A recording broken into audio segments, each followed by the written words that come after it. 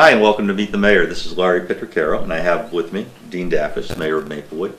And we're going to talk about a few things Maplewood. And I think what we're going to start off with is why Maplewood has been in the news lately. At least for me, it seems as if you can't either turn on the TV or turn over the newspaper without seeing the name Maplewood.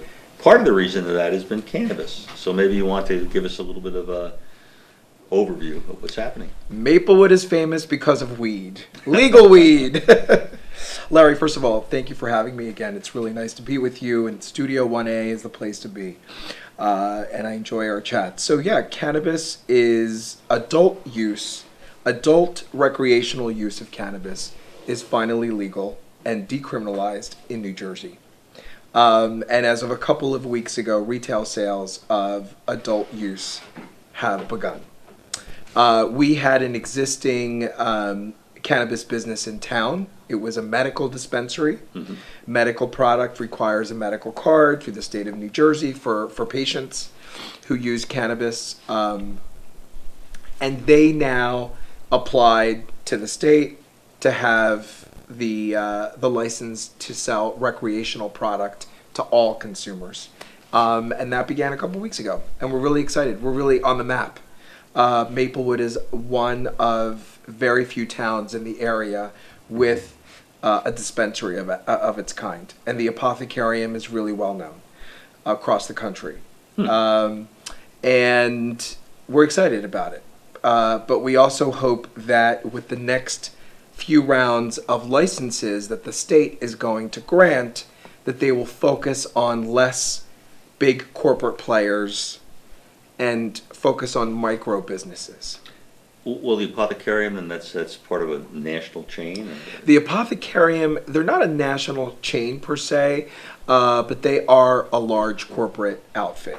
And they have operated for quite some time as medical dispensaries.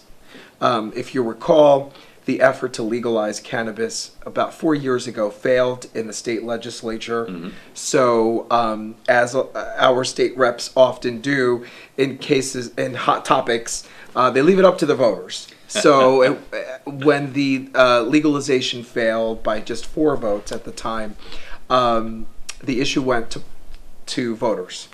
In 2000, I want to say it was right before the pandemic.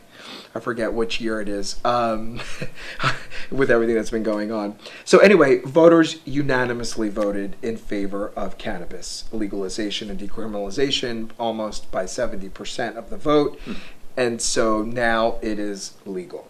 I just questioned regarding the vote, did that 70% tend to be concentrated in any one area? No, it was all over the place. Because I think one of the biggest opponents of that was Ron Rice, if I'm not mistaken. He's a state senator from Newark or Irvington, I forget. I forget which. Did he ever change his mind? I mean, you probably know him. I think Senator Rice is coming around. Okay. I do think that he has very valid concerns. Mm-hmm. His concerns then and now are that his main concern is that we walk our talk, right? Our talk toward legalization and decriminalization was on the basis of critical social justice, right? We wanted to undo the decades of harm that the marijuana laws created, especially on communities of color, devastated communities of color, incarcerated too many young men for mere possession of marijuana, many of whom are no longer with us today, right?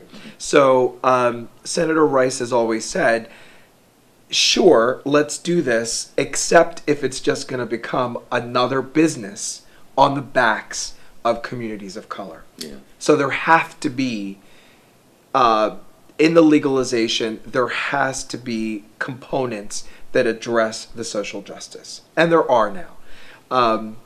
Micro businesses are going to be the next round of licenses that are granted by the state, and there are preferred mandates for applicants of color and other minority-owned micro businesses. Okay. Which is the way that it should be. Yeah. No, I can't disagree with you at all. That sounds like it kind of summarizes what my recollection was of his opposition. It was that you're talking about, making recreational use legal now for adults, but you're not doing anything to wipe the slate clean for the people that have Right. suffered unfortunately for this. Right, and that leads to the necessary critical component of this is expungement of records. Yes, that's Right? That's So what I that is part of the legalization and decriminalization effort, but to this day, expungement is not happening at the rapid pace that it should. Expungement is complicated. Expungement is still not accessible for all. The courts haven't developed a uniform process. So we need to do more in that regard, because, as Senator Rice would say, and I agree with him, you know, for lack of a better description, white people decided that this thing was illegal, and they incarcerated a whole bunch of people of color for it, and now these white people are deciding it's okay to make money from it, Yeah. but they're not doing anything about the communities of color that they've hurt. Now that strikes me as patently unfair. Absolutely. And so we hope that we will do our part. I mean, Maplewood, so the way it works is when you have a cannabis business in your town, you're allowed to charge an additional tax on their annual revenue of up to 2%. That's a cap. So every cannabis business pays a special state tax to the state, but an additional tax in the host municipality of up to 2% of annual revenue. And we are definitely dedicating a percentage of that 2% back into the community for social justice. Now, what that looks like will be part of public engagements. We will have a participatory budgeting process to bring the community together, to bring different stakeholders together to decide what that looks like. But it should definitely go back into the community. No, can't argue with that. From a practical point of view, this is recreational adult use cannabis. So what is an adult? Is it 21, 18? 21 and over, just 21 like and the over. liquor laws. Yep. Okay. Yep. And how is this enforced by the establishments? Are they required to see a driver's license or some other form of identification? Yeah, there are strict identification protocols, and those protocols exist on the online platforms as well as they exist in person when you go to pick up your product. Okay. So there's a financial benefit that we in Maplewood are going to Of course. get, and we're going to try to turn a portion of that financial benefit into a social benefit for the Absolutely. members of the community. What are some of the things that you and the township have had to think about that may not be as positive? And by that I don't mean necessarily crime, but parking or traffic or things of that nature. I mean, how have we planned for that? Absolutely, good question. So, like with any business that comes into our town, we want to make sure that they're going to be a good neighbor to our existing businesses next to them. And thus far, the Apothecarium has committed to that. They're working with their neighbors on either side. They're promoting our existing small businesses on the avenue to their customers. And that's a great thing, and that's exactly what they should be doing. We worked with them, especially in those beginning days when recreational use, when the door was open to recreational use. You know, as you can imagine, it was a historic moment for the state. There was a lot of buzz and hype surrounding it. It was all over the press, as you said. And so there was a lot of interest. Even people who weren't interested in purchasing product were out there rubbernecking, checking it out to see what this is all about. So we worked very closely with the Apothecarium, our public safety professionals, and we built a plan that mitigated congestion. We didn't get rid of congestion. There was some congestion in the beginning. Certainly the first week was, there was some congestion during certain parts of the day. We used the adjoining lot across the street, which the municipality has leased, the Yale Corner, as an urban park and a community gathering space and event space. We used that as a consumer check-in location, and for lines, queuing of consumers and crossing them safely over across the street. And it worked really well. It worked really well. And they, of course, did, the apothecarium, whatever they needed to do to have extra security personnel and navigating people to all the municipal lots that we have available off of the avenue. Did it create congestion? Absolutely. Were there some people not happy about parking those few days? Yeah. Absolutely. Did the residents who live right by there, were they impacted? Absolutely. But we think that as all of that hype dies down even more, and this becomes just like any other legal business, things will normalize. Things will normalize. Well, do they still deal with the medical aspect of it? Yes. So they're required as a medical dispensary to prioritize medical product. They have to prioritize their patients.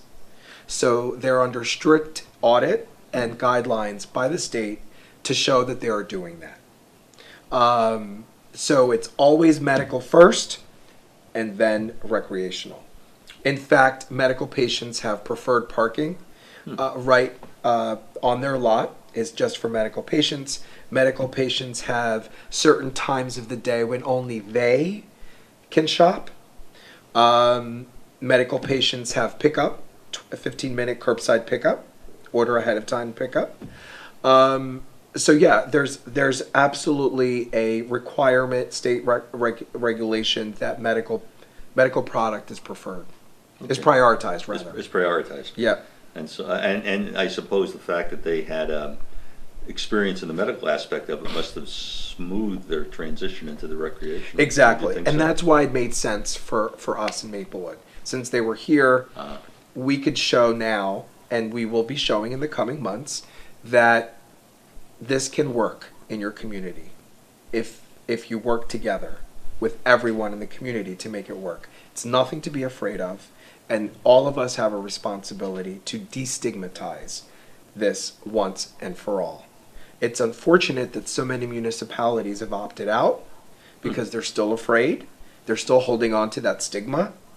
And, that's better business for Maplewood, I guess. I do think, though, in the coming years, we're going to see a lot more of these businesses opening up.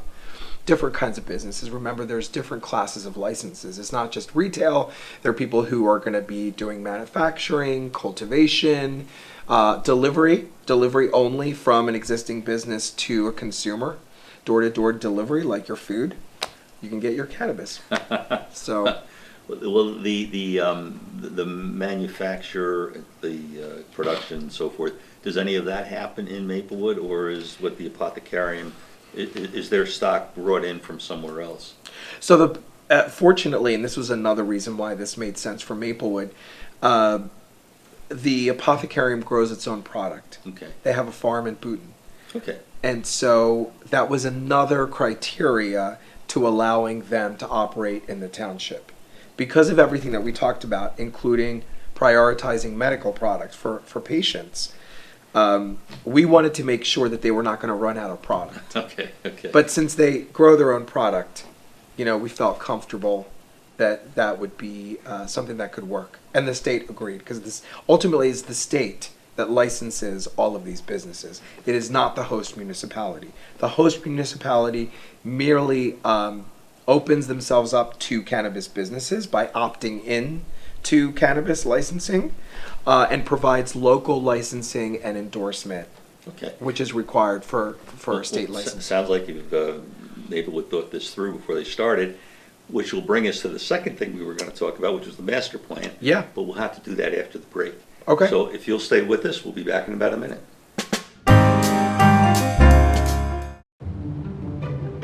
Dad, we need to talk.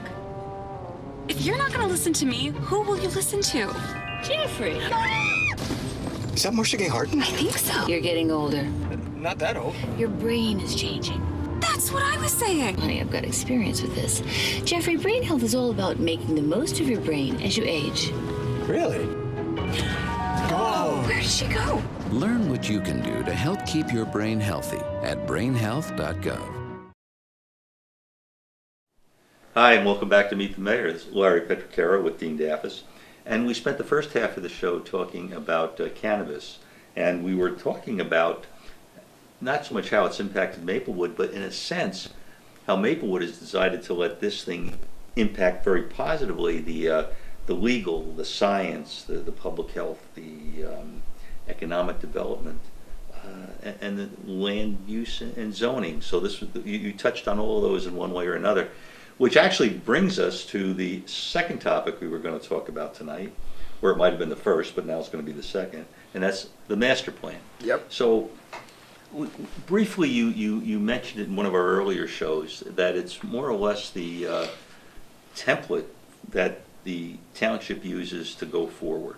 Yes. So maybe a quick restatement of that in case I've gotten it wrong. And then if you could, Dean, a little bit about the whole process, the how you get input, how you prioritize, who develops it, how is it approved, adopted, implemented? Is it just it's you obviously need a vision, which is kind of what the master plan is, but how you put it into effect. So perhaps we start again with just a quick definition of the master plan. Sure. So the master plan is the blueprint of every town or city. It governs land use and zoning. It governs mobility and transportation, pedestrian, vehicular, and other. Mm-hmm. It covers public safety. It covers sustainability, so green initiatives. It covers just about anything you can think about. It is literally the blueprint of every town and city. And under the law, every town and city in New Jersey is required to freshen up their master plan in its entirety every decade. Okay. Or close to. Every decade. Right. So we're definitely due in Maplewood to do that. We have, since the last time we adopted a master plan, we have re-examined certain elements of the plan, not the entire plan. And that's okay, you're allowed to do that. But the time has come for us to produce and adopt a new master plan. Certainly Maplewood has changed significantly in the past decade. I think you would agree. You've lived here a very long time. Very long time, yes. Right, I've only been here 8 years myself, but you've been there twice that amount, if not longer. So, I mean, the town has changed a lot. Its needs have changed a lot. Its residents have changed a lot. The way we use our different zones have changed a lot. You know, where do we put housing? Where do we put commerce? Where do we have mixed use, commercial and residential? Where do we have industrial use, warehouses and such? And what kinds of effects have the decisions that we have made over the past decade, if not longer, had on our infrastructure, our sewer, our roads? You're trying to learn from the past. Yeah. Which right. Not everybody does. I think that's you have to learn from the past, but you also have to have vision and prepare for the future. Right? Knowing, I mean, we've learned so much during COVID. We've learned how to do things differently. And so how does that translate into a new blueprint for the town? And that is where we are right now. The first part of the process is to go out to bid in order to hire a planning firm. Okay. A firm that is going to produce all of these elements of your new master plan. Then you meet with the planning firm, you kind of give them your priorities, and then they start producing public engagement sessions. In fact, nearly the entirety of this process is about public engagement. We need to engage with every possible stakeholder, youth, elders. You know, we have a lot of aging in place people. Can they stay in Maplewood? Is it affordable? Do they have options? We talked about this before in one of our sessions. Right. Working parents. People who use transportation, people who drive a lot, every stakeholder, community groups, social justice groups, the school district, and the administration, everyone, like every stakeholder possible.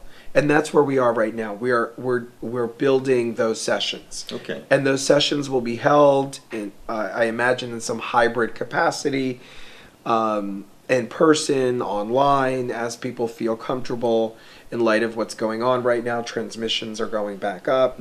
You know, unfortunately, right before I came here tonight, I learned that our state has flipped into orange, so high transmission again. We are no longer in yellow.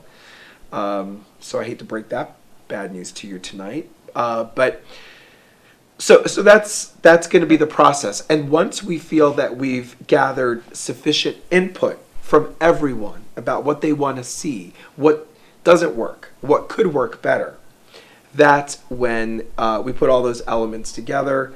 We produce a new plan that has to be reviewed and approved by the planning board. Okay, now the planning board is, those are not just citizens, right? Yes. How do you get on the planning board if you wanted to be on, or are they appointed by the township committee?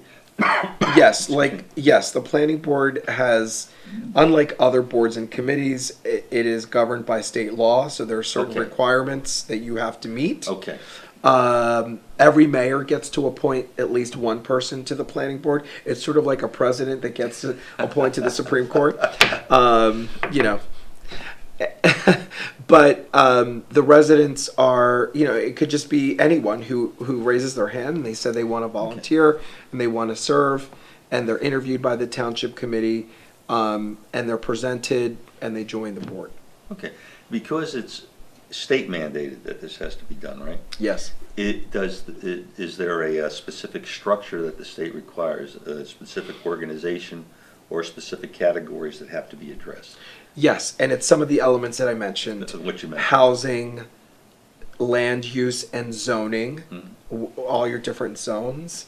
There has to be a transportation mobility element. There has to be sustainability and Okay. climate change, addressing climate change, infrastructure element. So all of these are housing, land use, and zoning are two critical elements that you have to address. Well, the train station, for example, is that considered part of the infrastructure or part of the transportation element? Because I presume that's got to be a reasonably important factor in the master plan. Oh, absolutely. I think it's both. And a lot of Okay. things can be more than one element. And that's why it's important, I think, to have different stakeholders at the table to gather input from them and to have a conversation with them. Do we interface with the surrounding communities, like we're closely tied in with South Orange, for example? Or does every community do its master plan in the absence of input or knowledge of what's happening? It's up to the community. I think certainly South Orange has recently done this. It took them nearly 3 years to produce their new master plan. They really went after public engagement. So we definitely are going to be influenced by some of their decisions. They're our sister town. They're right next door to us. And we share the same community in a lot of ways. So we'll make our own decisions right for Maplewood, but I think that there will be some intersection and overlap with their decisions. Well, as long as you're aware of what the other towns are doing. I mean, it's, you know, sometimes I think too often we tend to do we may do things in a vacuum. I'm not talking about you particularly or us particularly, but I'm sure people have been seeing that to happen, where you make a whole bunch of decisions and you decide to, you know, to have a barbecue and then find out nobody was able to come that day. You know, Right. So once we produce the master plan, once it's been adopted and, you know, greenlit by the planning board and the governing body, then everything has to be checked against that. So when we bring in a new business or we make a zoning change or a development, the planning board gets a review. And their review is to decide if this new thing that we're doing fits with the master plan. Okay. Two kind of questions we may have enough time for. One has to do with the school district. Yeah. Obviously, we share that with South Orange. And I'm sure the school district does some strategic planning as well. How does that interface with the two communities? That's one question. And the other is, how do we establish what's most important? How do we prioritize all the different elements of the master plan? By speaking up. I mean, we are going to go out of our way to ensure that everyone is represented. Oh, expect that. And you're going to get a lot of input. And whoever gives you input is going to think what they want is more important than anybody else's input. Of course. But you, as the governing body, have to prioritize that input. And I'm just curious as to what that process might be. Well, I think at some point after we have, all the, it's sort of like a survey, right? Like it's this massive Right. survey that has so many layers to it. And we have to take all of that data and put it together and balance out all of the different interests. There are going to be people who say over here, we don't want any more development. We don't want any more housing. We're sick of it. But there's going to be people over here who say, well, I wouldn't say no to everything. I would say we need more specific kinds of housing. For instance, why not have condos that downsizing older residents can move into, right? It's that kind of balancing act. And you also have to think about the pressure on your infrastructure, on sewer, on water. No, that would be pretty critical, I would Right, think, and yeah. the pressure on our roads, and just redefining some of the requirements that we currently make. For instance, we are currently looking at a redevelopment project in the former Gleason's Cleaners spot. Okay, down by the high school. Yes, which is a heavily contaminated site. As you can imagine, the stuff that they use to clean your shirts and your pants, carcinogen, Yeah. very, very contaminated site. So there's someone who's interested in cleaning that up and developing that and providing housing opportunity, right? So we're talking to them. What is their plan? And because they're so close to the train station and there's that pathway in the back that leads you to Denell, Yes. so it could be a transit-oriented development, right? We encourage them to think beyond the common model that says that you have to have close to 2 parking spaces for each unit. Why not just have 1 or 1.5 or even less than that, 1.2? Let's rethink all of that, because 2 parking spaces means 2 cars for every unit, more cars on our roads, or aging roads, more traffic, less mobility. Right? Well, at least you have Excuse me. decision-making process. I mean, yeah, Right. it's not easy, and as you say, balancing isn't easy, and I'm afraid we are out of time. So Okay. we didn't get to the thing about the school district, but that'll have to Well, wait for another time. I'll have to come back. You have to come back. Okay. So thank you for joining us on Books in Action. Larry Petraccaro with Dean Dafis, and hope to see you again.